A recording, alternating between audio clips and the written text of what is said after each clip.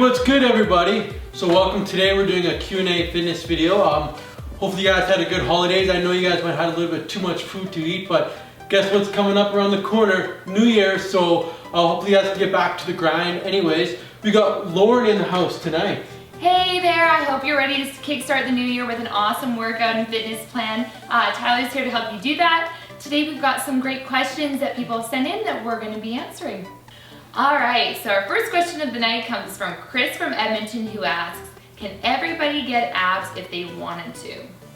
That's a good question. So Chris, to answer your question, yes, everybody can get abs, but there's a couple things that's going to play a huge role into building abs.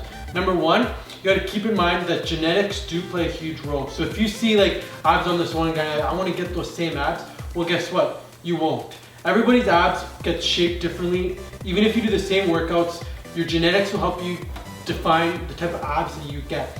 Another big thing is your diet. A lot of people think they can just go to the gym and just 200, 2,000 crunches, but that's not going to get you abs. It's going to be diet, eating healthy, try and take your calorie intake lower than your BMR rate, which will allow you to get lean so that you can get those abs to show. Because I mean, a lot of people have abs, but it's kind of behind that layer of fat, behind that layer of that belly fat that they have. So really, its biggest thing comes down to is your diet.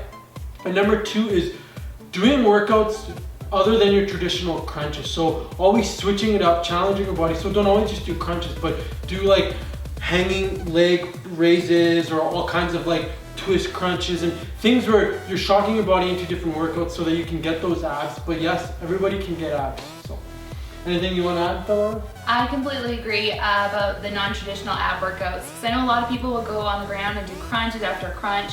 And you know, a lot of times that's not the most effective way. You know, a lot of planks, you know, using yoga ball, that kind of thing, balancing core workouts, you know, just using balance activities, because those all engage your abs. So I definitely agree with you and what you've suggested there. For sure. And like, I mean, another good thing is a lot of people want those abs that kind of pop out.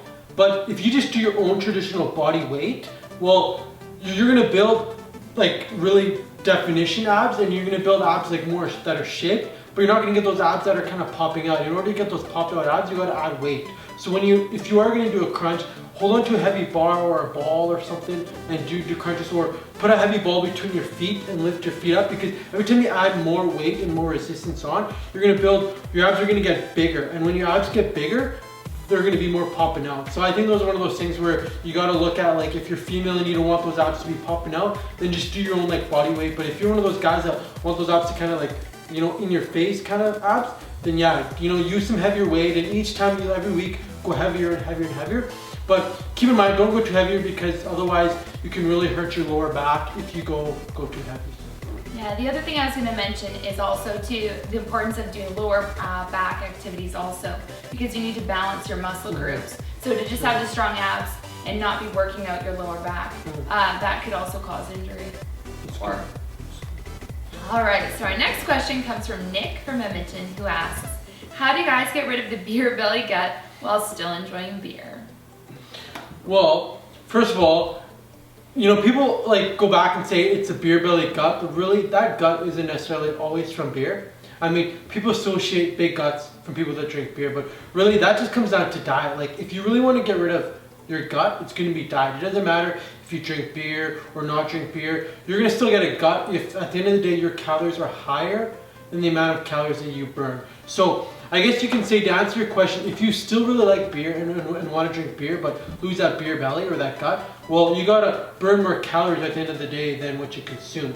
But as well as like I promote with Tyler Frederick Fitness to live a healthy lifestyle. So we think anything in moderation. So like, don't drink a lot of beer. Like it's okay to have a casual beer here and there if you're going out with friends or this, but honestly, like try and limit to it as much as possible because there's a lot of calories in beer and liquid in is liquid out, right? And you don't want to have a high caloric intake of liquid because at the end of the day, it's just liquid in versus liquid out. So try and stick to more like solid foods, things with a lot of nutrients in it and stuff like that. So yeah, I mean, I'm not gonna say that you guys can totally give up your beer and have to live a beer-free lifestyle. Everybody has their choices, but at the end of the day, like I said, you gotta burn more calories than you consume, and that way you'll get rid of that gut. So, Right on.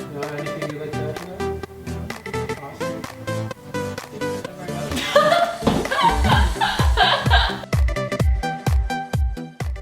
All right, so now we have a question from the girls. Represent.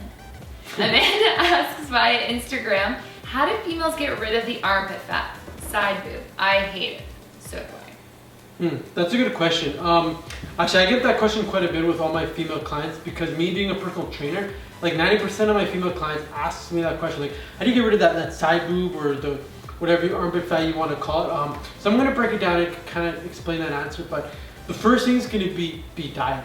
In order to lose that fat there, you have to burn that fat. And to burn that fat, it comes down to a couple things. Number one, your diet. So intake of calories versus calories out, as well as working out, right? If you work out and burn calories, you're gonna also burn that fat. One thing that a lot of clients might think is that you can target different areas. So like, I wanna lose fat here, but keep the fat in my butt and keep the fat in my breast. But really, you can't choose where you lose fat, right? So you kind of just gotta do the whole thing and your body will choose where it loses fat. And so you gotta keep doing it until you lose fat in the areas that you wanna lose fat in. Right? Another thing that you can do is you can do some chest workouts that'll kind of tighten up the areas. But like I said, even though you do chest workouts, it's still not going to take that fat away. It's just going to build muscle underneath that fat. So the fat's always going to be there. But a good chest workout you can do is you lay on your back on a bench and you do flies, right? Hold dumbbells and you go on your back and go all the way to the middle, all the way out. And this movement here, you're using your kind of a side of your chest, armpit area, to kind of push the weights to the middle. So that's gonna kind of build a little bit of muscle in your armpit area, but that's still not gonna take the fat away. So if you really want that fat gone, diet. And diet's gonna be your biggest thing, so. Okay, another thing I was gonna mention is that, you know, a lot of girls like to look sexy and wear tight clothes. However, sometimes it's not the best choice for everyone. You know, you wanna find clothes that, you know, accentuate your beauty, but are not accentuating right here. So I would recommend, you know, if you're not necessarily happy with, you know, your underarm fat, your extra boob, whatever you want to call it, you know, to maybe opt for a less tight shirt, you know, a looser fitting shirt, not something that's necessarily gaping on you, but something that's just flattering your body type, because as girls, it's so important for us, you know, to feel beautiful and to look beautiful. And if you are overweight or you are struggling with that area of your body, why accentuate it with something that's really tight fitting? The other thing I was going to mention is, you know, getting a sports bra that fits you well, you know, actually going into a store and having someone fit you will also benefit you. I agree, like totally, like honestly, it comes down to if you don't like it, cover it up, right? Like if you wear a shirt that covers it up, well, maybe it'll build you more confidence because, you know, no one sees it, but you don't have to walk around wearing like really tight shirts so that it, or like tank tops where it shows, like she said, you know, get better fitting clothes, and then eventually when you get proper diet and proper fitness plan, you'll work into different clothes, right? Exactly. All right, so Shayna asks, how much working out is too much? Okay, well, first of all, it all depends on what your goal is, right? Like if you're doing a men's physique show, you want to be hitting every body part twice a week, so you're in the gym 5, 6, 7 days a week, right? I know like The Rock right now is filming a movie called Hercules, and he's the main actor, and he's training 3 times a day, 7 days a week. But keep in mind, he has nutritionists following him around, feeding him proper nutrition. He's going to bed early, getting the proper sleep, right? If you're maybe that, that single mother who has lots of kids you're trying to battle, as well as, going to work and taking them to school, you might not have the time to go 5, 6, 7 days a week. So you might only be able to go 3, 4 times a week. But honestly, I don't think there's such thing as overtraining and going to the gym too many times, because if you're getting the right amount of sleep, if you're getting the right amount of food, your macros in, you're getting the right proper energy, and you're fueling your body for what it needs, then you can go to the gym twice a day, 7 days a week. It's one of those things where you gotta also listen to your body, right? If you do a workout and you become really, really sore, maybe that's a time to just, sit back, maybe you're overtraining, right? Or if you feel like you're getting sick and things like that, take some time off. But if you're hitting the gym and you're feeling fine and your nutrition's good, then keep going. But as well as, I think the more advanced and experienced you are, the more you can go, right? But if you're one of those people that are first time in the gym, or one of those newbies that are new to the whole gym atmosphere and working out, well, you might only be able to go 3, 4 times a week max, because I know I have a couple clients that, when they first work out, maybe do a couple sessions, they're sore for like 3, 4, 5 days. Well, you don't want to be sore all the time. So they'll work out one day and then they'll take 2, 3 days off, work out another day, take 2, 3 days off. So I think it comes down to, what's your goal? And how long you've been training in the gym, because the longer you train in the gym, the more your body adapts and you'll be able to handle more workouts and like increase intensity, right? Right. The other thing I would add is, you want to do varied workouts. You don't want to be doing the same workout every day and overworking your muscles, because your muscles do need that rest, because as you work out muscles, you're tearing them and breaking them down, and then they're going to need time to build back up. So, doing your cardio 3 to 5 times a week, doing your weights, I know for girls, if you're just looking to tone up and that kind of thing, 2 times a week, toning your body using weight, and then the rest of the time, working on that cardio, making sure that you are, taking that time to be active. Yeah. I mean, it doesn't necessarily even mean going to the gym. I mean, you could do it at home. You could be doing like an exercise video. I know it seems kind of old school. However, where any way that you can be active, parking further away from a grocery store, right? For sure, yeah. Okay, last but not least, we have a question from Jonathan, who asks us via Facebook, what's the best way to develop traps or the trapezius muscle? Alright, so the best way to develop your trap muscles is going to be, I'd say there's a few major workouts that you can do. So number one is you can do shoulder shrugs, as well as you can do lateral front raises.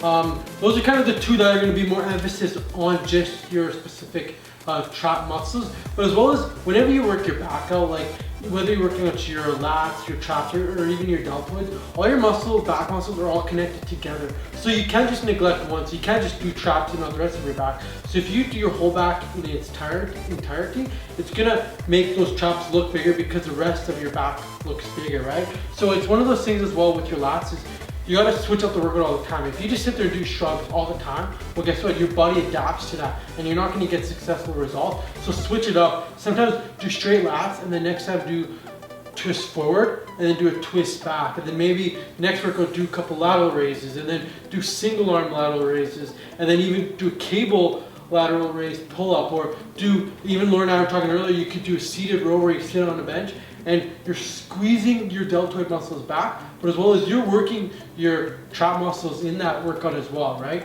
So it's one of those things where switch it up, make it different so your body doesn't adapt to it. Yeah.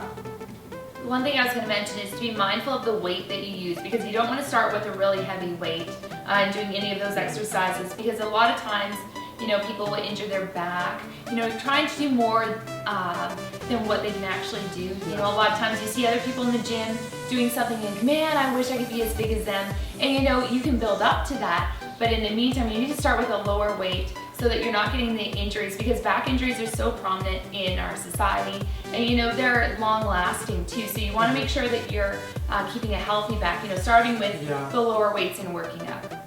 Yeah, honestly guys, leave your ego at home. Don't bring it to the gym. A lot of guys think they just want to lift heavy, but it comes down to form as well, right? When you're doing a shrug, you're coming all up to the top and you're holding it there for a second. You're feeling that squeeze all the way down to a relaxed position. A lot of guys I see, they're doing so much weight they can and they're just And they're just kind of like doing a weird shake, and it's like, no, that's not going to build it properly. But anyways, I'm going to show you guys a couple chop workouts with some dumbbells. You could do it at home if you got some weight at home or anywhere that is possible. But yeah, thanks for listening to our video. Stay tuned for another Q&A fitness video down the road. And thanks, Lauren, for helping out today. Not a problem, loved it. Go Tyler, it's your birthday. Go Tyler. All right, so one of the good chop workouts is, a lot of people like to hold the dumbbells on their side, kind of bring them out just a little bit because you don't want them to rub on your side. So hold them out, and all you're doing is you're shrugging, right? So you go all the way up, hold it, all the way down. Okay? And you could do like anywhere between 10 to 12 reps, 3 sets, just like this. And another good one is to build kind of the full range of motion of your traps. You can kind of shrug forward, shrug back, shrug forward, shrug back. So that's one workout for traps. Another good one is called the lateral raise. So it helps better when you use a bar, but because you don't have a bar, we're gonna adapt. Another one is lateral front raises. One thing you wanna make sure is that your elbows are higher than your wrists. So a lot of people will go like this. That's not gonna put the emphasis on your traps. So go like this and make sure that your elbows are higher than your wrists. Keep your back straight up. So side motion. And same thing, kind of hold at the top, all the way down. Hold at the top, all the way down. That's gonna be another good chop workout. That also works your anterior and your posterior deltoids as well. But like I said, you wanna work kind of all your range of shoulder, back, and traps and latissimus dorsi muscles. But those are kind of 2 basic ones you can do anywhere. Depending on what you want, if you want to get big, massive traps, lift heavy. But like Lauren said, don't lift too heavy so you hurt yourself. But in order to build bigger muscles, you got to build a strength. So lift heavy. If you're just a female that just wants to kind of do more cutting and shaping and just kind of definition, go really lightweight and just do more reps. So females, go lightweight anywhere between 15 to 20 reps, 3 sets. Guys, do anywhere between 6 to 10 reps, 3 sets, heavy as you can go. But yeah, hope you guys enjoyed this, and over now.